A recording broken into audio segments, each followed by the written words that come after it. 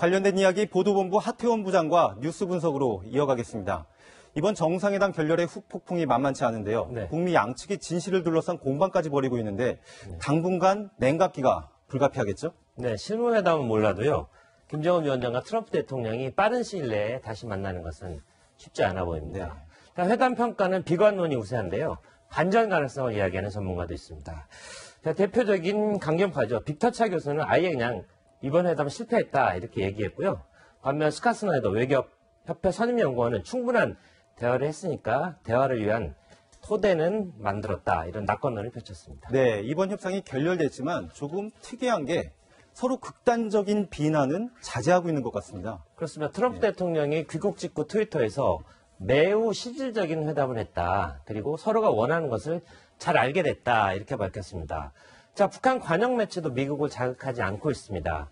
자, 회담 결렬 사실은 전하지 않았고요. 다음 상봉, 그러니까 3차 정상회담을 약속하며 작별 인사를 나눴다. 이렇게 전했습니다. 네, 이번 결렬이 오히려 전화 위복이 될 수 있다는 주장도 나오고 있죠? 그렇습니다. 트럼프 대통령이 제일 좋아하는 매체가 네. 어딥니까? 바로 폭스뉴스 폭스. 아닙니까? 그 폭스뉴스 앵커가 트럼프 대통령을 좀 도와주고 싶었나 봅니다. 한번 들어보겠습니다. We have some history. President Reagan walked away in Reykjavik.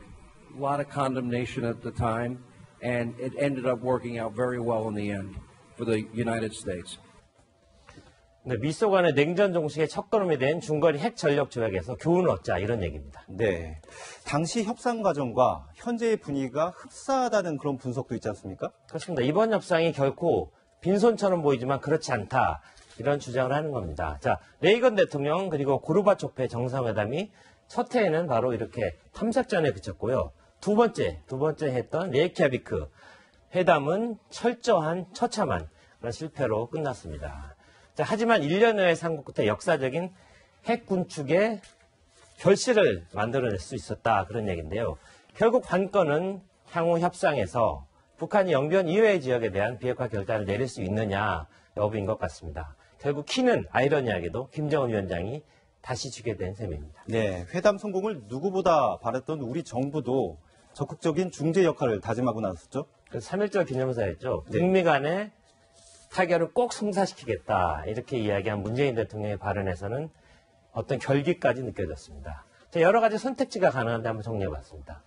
가장 쉽게 생각할 수 있는 건 대북 특사를 파견하는 것. 네. 서훈 국정원장이 가장 먼저 거론될 수 있고요. 또 3차 판문점 정상회담을 생각해 볼 수 있습니다. 자, 1차 북미 협상이 어떤 결렬 위기에, 취소 위기에 몰렸을 때 김정은 위원장이 SOS를 쳐서 작년 5월에 극적인 정상회담을 이뤘죠. 또 한 가지, 김정은의 서울 답방 역시 살아있는 카드다 이렇게 볼 수 있겠습니다.